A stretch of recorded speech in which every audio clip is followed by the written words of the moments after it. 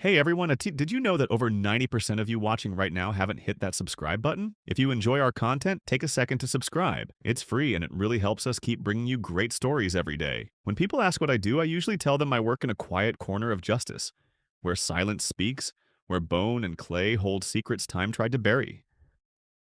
I'm a forensic sculptor. I rebuild faces from skulls, giving names to the nameless, stories to the forgotten. But I never expected the craft that gave closure to others would be the same one that would uncover my own devastation. It started with a coffee cup. It was Lana's favorite. Navy blue, speckled, chipped near the lip. She always left it on the windowsill in the morning sunlight after her first cup. But that Wednesday, it sat on my workbench in the studio. She had no reason to be in there. The studio was sacred, sealed, both literally and emotionally. I hadn't invited her in since my mother passed 5 years earlier. She respected that line. Or so I thought. Maybe I should have shrugged it off. A moment of forgetfulness.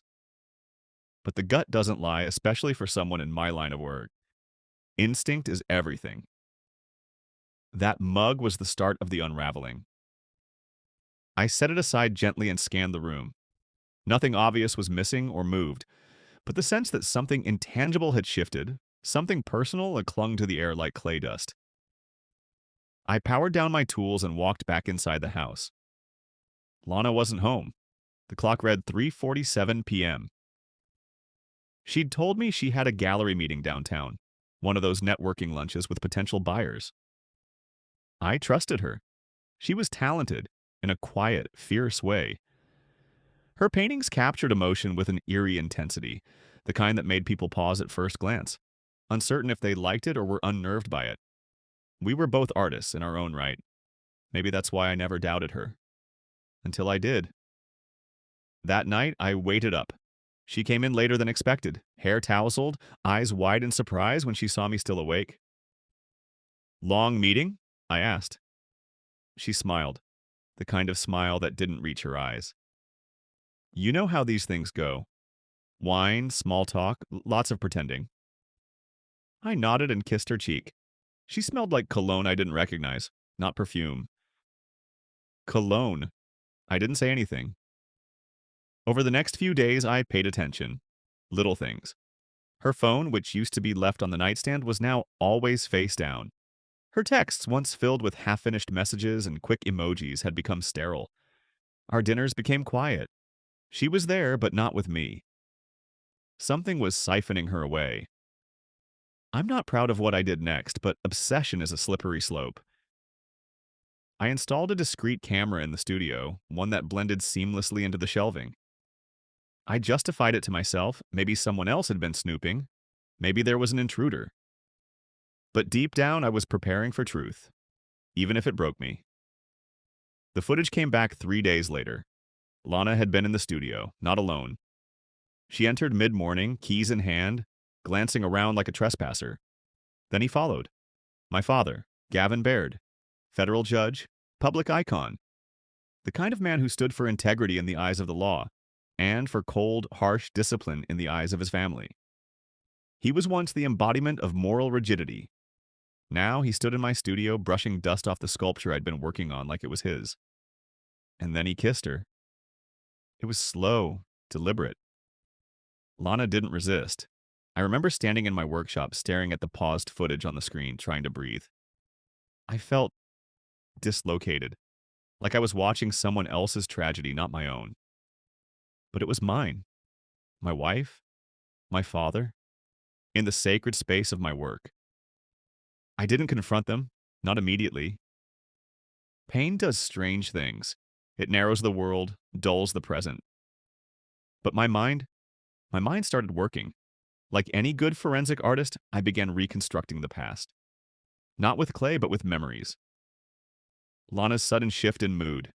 My father's repeated visits under the guise of checking in. His overly generous business investments in her art, which I had once taken as a gesture of support. Now I saw it for what it was. Manipulation cloaked in mentorship. But it wasn't just the affair. Something darker was lurking. I started digging. I called an old friend, Michelle Alvarez, a digital forensics consultant who owed me a favor. I asked her to look into Gavin's financials, public records, court donations, real estate transfers, things that seemed unrelated. 2 weeks later, she called me. Colton, you need to see this. She came by that evening, laptop in tow. What she showed me wasn't just unethical, it was criminal. Offshore transfers routed through nonprofit art foundations, including Lana's. Judges ruling in favor of developers with direct ties to those same accounts. Money laundering disguised as charity.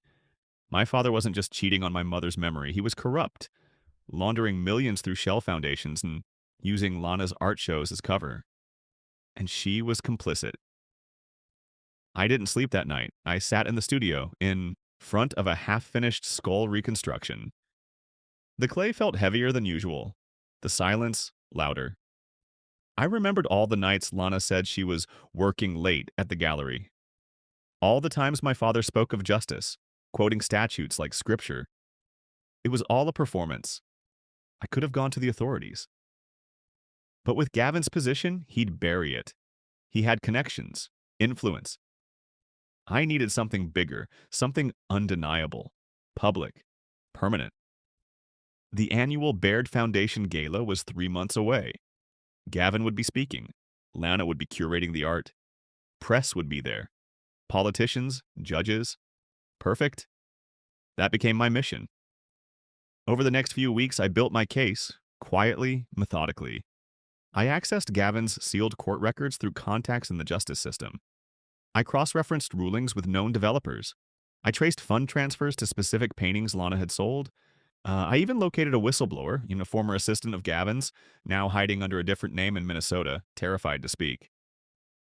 I convinced her to testify. Then I used my own skill. I built something, a sculpture. Not of a skull, but of a face. One molded with care, resembling no single person but many. A metaphor. Half of it was serene. The other half, fractured. The base bore an inscription in Latin, Fiat lux ex tenebris. Let there be light out of darkness. I embedded a miniature audio system inside. At the gala, it would speak the truth. Not in my voice, but in theirs. Gavin's and Lana's. Spliced from surveillance footage and phone calls. Michelle helped me with the tech. The sculpture would be displayed under Lana's curatorship. They wouldn't suspect a thing. Until it was too late. I rehearsed the moment in my mind every night. The lights dimming, the audio clicking on, the voices playing, the room frozen in shock. The truth unfolding not in court but in public, where lies couldn't hide.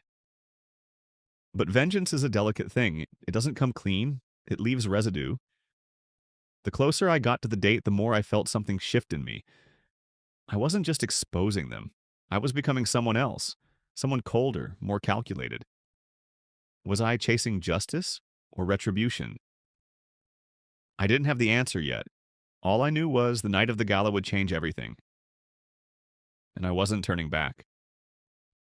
The night of the gala arrived like a storm behind polished glass. Calm on the surface, but with pressure building underneath.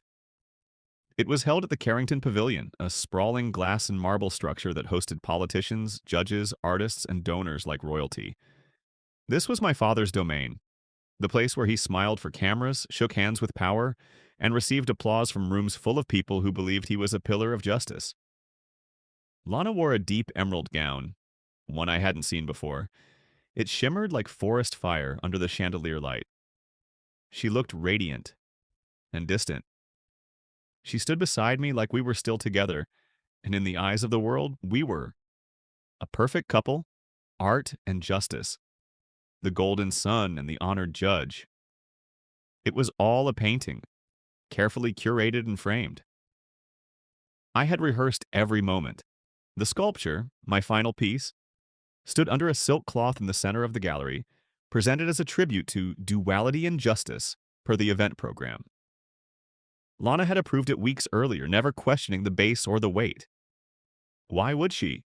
It was signed with my name, which she still believed meant loyalty. The audio system was set to trigger at exactly 8:32 p.m. during the speech intermission. Michelle and I had embedded the device within the sculptor's base, triggered remotely via a silent signal from my phone. The recordings were not doctored, only curated. Words taken from real conversations, surveillance clips, and public statements. Each phrase chosen to reveal something undeniable. Until then, I played the part. I shook hands. I smiled.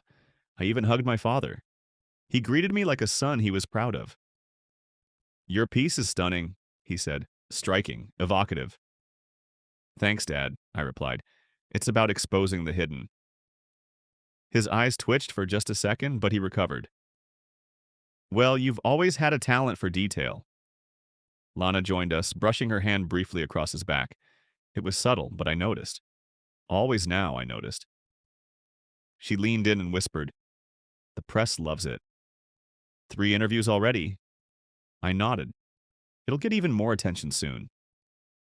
She smiled, confused, but I turned away before she could ask. The minutes passed like hours. I stood near the wine table watching the crowd. Journalists, donors, federal prosecutors, gallery owners, all mingling, laughing, sipping champagne. I caught snippets of conversation about upcoming elections, landmark rulings, travel to Italy. So far removed from the world I had lived in the past 3 months. So unaware of what was about to unfold. At 8:29, Judge Gavin Baird took the podium. The applause thundered through the room. Flashbulbs popped. He stood tall, confident, a man who looked built from granite. His voice echoed across the marble. "Friends, colleagues, and supporters of justice, welcome. Tonight is not only a celebration of art, but of the principles that define our society: integrity, transparency, and truth." The irony almost made me laugh. He spoke for 3 minutes. His words were elegant, measured. He always did know how to say what people wanted to hear. But at 8:32, just as he raised his glass, the room dimmed slightly, just enough for attention to shift. Then it began. From the sculpture at the center of the room, a voice rang out. My father's voice. Clear, unmistakable. "They'll never trace the money. The foundation paperwork is bulletproof. Lana's paintings are perfect for cover." Gasps filled the room. Heads turned. My father froze. Another voice followed. Lana's. "You're sure no one will find out? Not even Colton?" "I raised that boy to follow rules, not instincts." A beat of silence, then more. "Developers love judges who understand flexibility. Call it interpretation." The audio played on, phrase after phrase, calm, matter of fact, like a private strategy meeting, one they never imagined would go public. The room was no longer still. Whispers erupted, people pulled out their phones. Lana's face drained of color. My father stared at the sculpture like it had betrayed him. I stepped forward. "I believe," I said, voice clear, "that sculpture speaks more truth than any of us expected." Every eye turned to me. "Some of you know me. I'm Colton Baird, forensic artist, son of Judge Gavin Baird, husband." I paused, glancing at Lana, to the woman who curated this exhibition. My voice didn't shake. I thought it might. But when betrayal burns long enough, it hardens into steel. For the past several months, I've uncovered evidence of financial corruption involving my father's judicial office, illegal laundering through nonprofit art channels, and unethical rulings that benefited developers in exchange for hidden payouts. Lana, my wife, acted as an art broker in this scheme, knowingly or not. Lana stepped forward.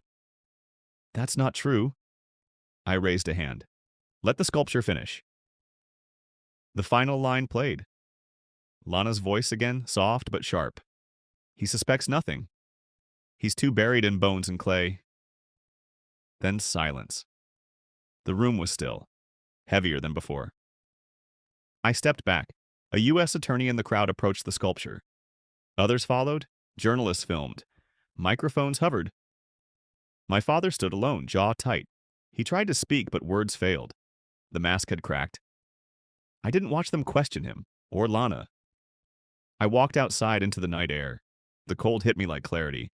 Everything I had planned had happened. My enemies, if I could call them that, were exposed. But I felt no triumph. Only emptiness. Back at home, the quiet was different. Michelle had already uploaded the files to multiple secure drives. The story broke on 3 major news outlets that night. Public opinion shifted swiftly. An internal investigation was launched within 48 hours. My father was suspended from the bench pending review. Lana's gallery showings were canceled. Donations pulled. I moved into the studio for a while. Clay was cleaner than people. I thought about justice, how we tell ourselves stories about fairness, about what's deserved. But justice isn't always loud. Sometimes it's quiet, a decision, a step taken, a truth unveiled in the most human way. I didn't answer Lana's calls, not even when she begged for a conversation, a chance to explain. I didn't need an explanation. I had evidence, and I had closure, or so I thought. Until a letter arrived. No return address, no postage, just my name, handwritten. Inside was a single line. You think you know the whole story, but you don't. Come see me. Signed, Mom. Except, my mother died 5 years ago, or so I believed. The letter sat on my desk like a ghost. The handwriting was unmistakable. Soft, looped cursive, the kind my mother used in birthday cards, grocery lists, and the small notes she'd leave tucked into my childhood lunchbox. But it couldn't be hers. She died 5 years ago. A quiet car crash on a rainy road outside of Asheville. I had identified her body myself, closed the casket, delivered the eulogy. But the letter was real. The signature, even more so. My hands trembled for the first time in months. The message was simple. You think you know the whole story, but you don't. Come see me. I turned the envelope over again, searching for something I'd missed. A clue, a trick, some evidence that this was a fabrication. But there was nothing. Just my name. No stamp. No seal. It had been hand-delivered. I traced the note back to a drop at my studio mailbox. A security camera across the street caught a shadowy figure. No clear face, but the build and gait didn't match Lana or my father. Whoever delivered it didn't want to be seen. That night, I didn't sleep. I stared at the ceiling and thought about the things we bury. Memories, doubts, questions that don't quite fit. My mother's death had always felt abrupt, sudden, too clean. She had been driving back from a cabin retreat, lost control, flipped over the edge of a ravine. No one else involved. Case closed. But now? The letter's postscript included coordinates, an old postal address in Northern Virginia, the kind used for off-the-grid rentals. I didn't tell anyone. Not Michelle, not the authorities, not even the whistleblower still awaiting her federal testimony. I went alone. The address led me to a modest, overgrown house tucked between pine trees and thick fog. The kind of place you'd drive by 100 times without noticing. I knocked once. No answer. Then I opened the door. It wasn't locked. Inside was stillness. Faint light filtered through dusty curtains. Books stacked in uneven piles. Paintings hung without symmetry. And in the corner, beside a stone fireplace, sat a woman wrapped in a knit shawl. My mother. She was older, thinner, her hair now gray and long, but her face, I knew it. My breath caught in my chest. Colton, she said softly, I'm sorry. I didn't move. You're supposed to be dead, I said. My voice felt like it belonged to someone else. I know. The silence stretched, broken only by the ticking of a mantel clock. She explained everything, or at least enough to unravel the final threads. Years ago, she discovered things about my father. Not just the financial corruption, but a connection to a far older network of manipulation. Judges, law firms, developers, politicians. It went back decades. He had risen through the ranks not only with intelligence, but with secrets and leverage. When she confronted him, she became a liability. She couldn't prove anything, but she could talk. So he staged the crash. It was never meant to kill me, she said. Just silence me. Move me far enough out of the picture, but someone warned me in time. Who? She shook her head. Someone inside. Someone who couldn't bear what he was doing. They faked the wreck, replaced the body. I disappeared. I sat down slowly, the floor creaking beneath me. You let me mourn you. I had to. If you knew the truth, you'd be in danger. And I didn't know he'd come for Lana. The name hit the room like a chill. She looked at me carefully. I saw the footage, Colton, the gala. What you did, it was brilliant. But there's more. Gavin didn't just manipulate Lana. He orchestrated the entire gallery project. The buyers weren't just laundering money. They were buying silence, evidence, documents passed through paintings. Lana thought she was being empowered, but she was being used. I felt anger rise again. She lied. She believed in the wrong person, just like I did. But she wasn't the architect. Gavin always chooses people who crave approval. It's how he controls them. The pieces clicked into place. The gifts, the funding, the mentorship. My father had groomed Lana into his scheme not out of love, but out of strategy. Another tool in his long campaign of influence. My mother stood slowly and handed me a worn envelope.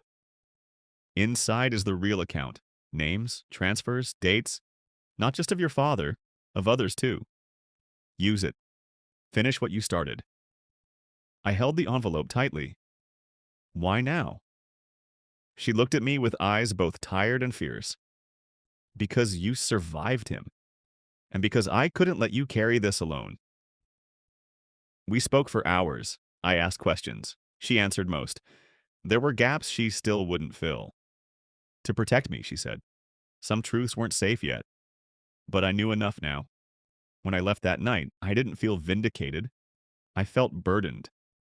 The truth wasn't just about justice.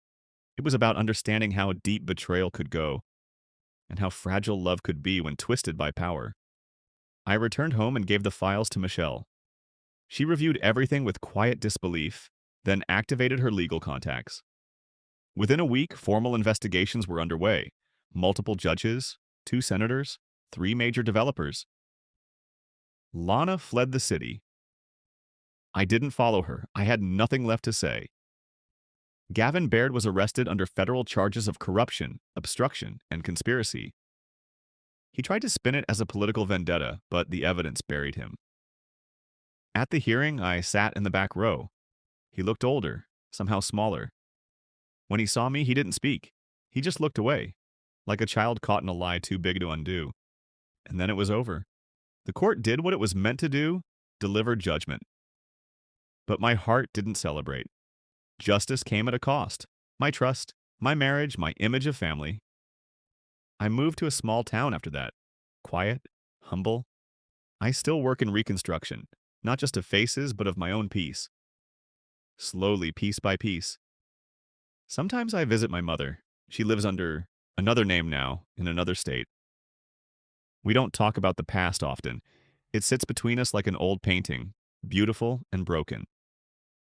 As for Lana, the last I heard she was living overseas, painting again. I hope she finds peace. I hope she understands the difference between being rescued and being used. Because that's what betrayal teaches you. The line between love and leverage is razor thin. And truth? Truth is never a sculpture we finish. It's one we chip away at, one careful breath at a time until one day we look up and see the face looking back is finally truly our own.